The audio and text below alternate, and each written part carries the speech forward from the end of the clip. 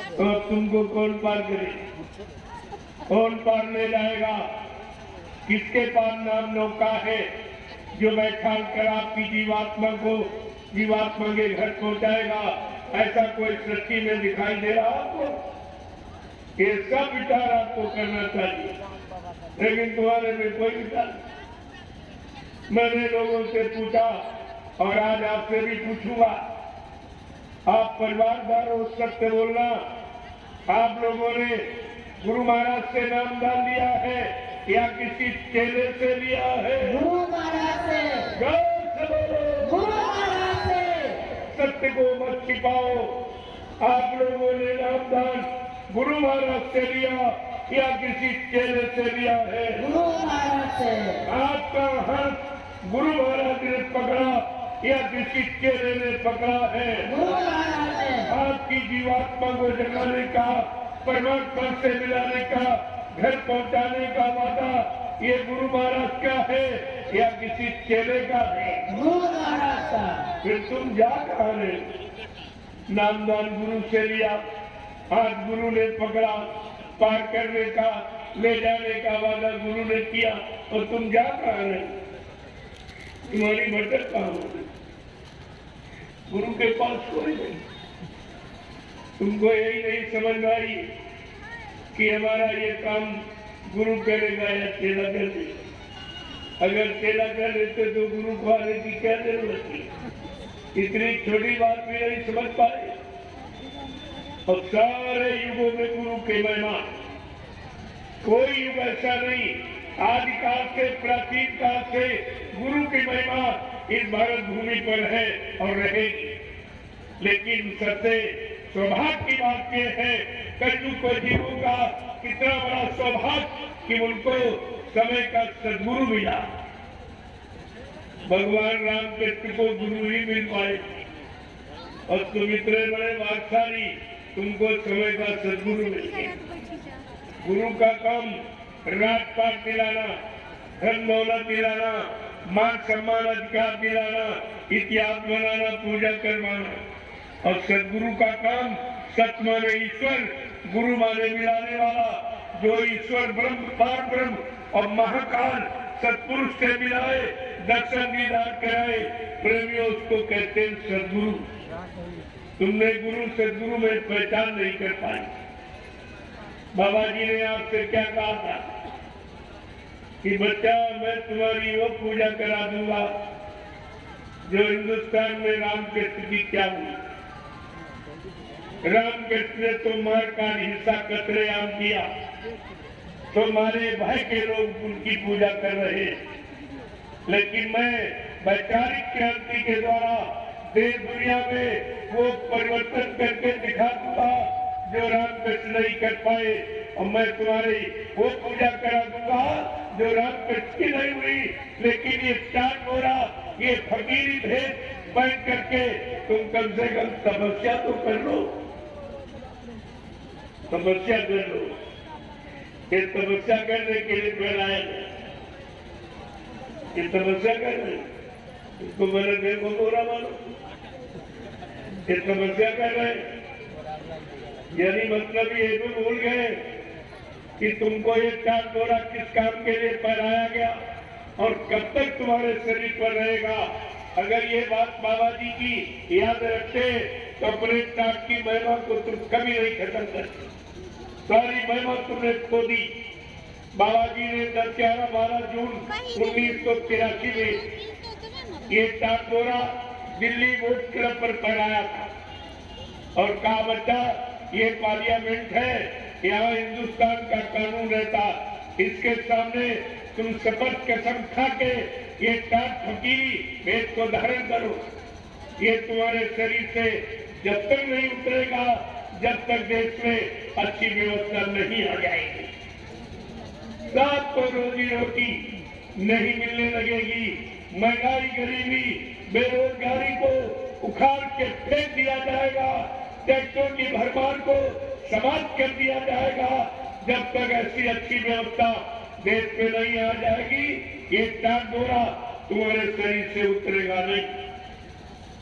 अभी तो मैंने लंगोटी लगाई है, लंगोटी लगवाई आपको, लेकिन अगर इससे काम होने में कुछ कसर रह गई तो टाट की लंगोटी उतरवा कर मैं घास की लंगोटी लगवा दूंगा, लेकिन काम करके दिखाऊंगा, काम करके दिखा दूंगा। ये ऐसा मेरा संकल्प है, ऐसी मेरी प्रतिज्ञा है। यानी बाबा जी ने ये सब आपके सामने कहा, लेकिन बाबा जी का कोई भी वचन तुम्हारे पास नहीं है, तभी तुम शंका करने बोल ब्रह्म से बच नहीं पाए। तुम सब बोल गए। जब एक टाट लगवाई थी लोगों की टाट, जब आप आसाम उड़ीसा के काफिले में गए थे, मैं काफिले का एक बार फिर जिक्र करूंगा। तभी एक टाट बोरा वाले सब साथ थे,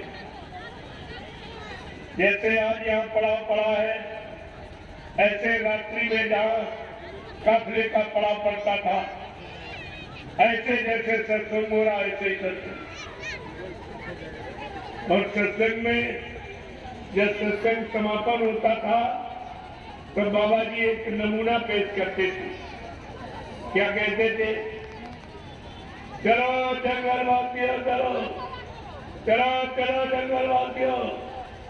सब ये टाट बोरा वाले सारे कपड़े उतार कर केवल बदन पर लंगोटी, जनेऊ और कंधे पर झंडा ये पहनकर सबको आगे ऐसे लाइन से खड़ा किया, सब लाइन से खड़े होते।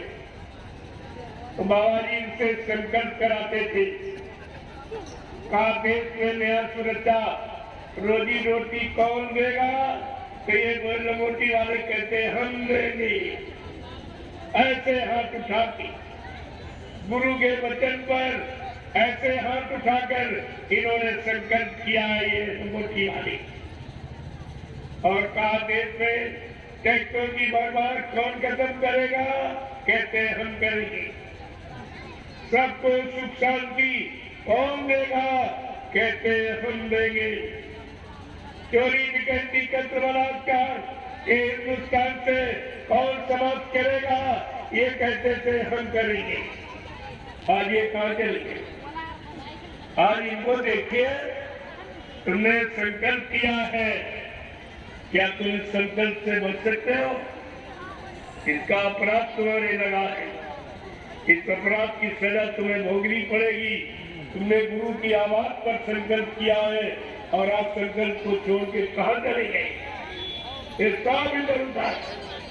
कोई घर चला गया, कोई घर बच गया, और जहाँ इन्होंने पहुंचे लोगों ने चाट बोरा इनका उतरवा दिया, लोग लालच दे करके, और जो चाट बोरा उतारे समझ के कब करता कोई नहीं करता। अरे गुरु के आदेश की मर्यादा है, उनकी एक महिमा है। भगवान राम कुछ नहीं कर पाते अगर विश्वामित्र उनके गुरु और वशिष्ठ जी उनके गुरु थे। जब वो वनवास के लिए चले तो वशिष्ठ जी ने कहा, अरे जंगल तो जा रहे हो, ये राशि कपड़े उतारो, सिर से मुकुट उतारो, और जो मैं कहूँगा करो। कहा जाओ जंगल, कैसे तुमको रहना है, भूमि सेन बलकल वसन और कंदमूल फल खाओ।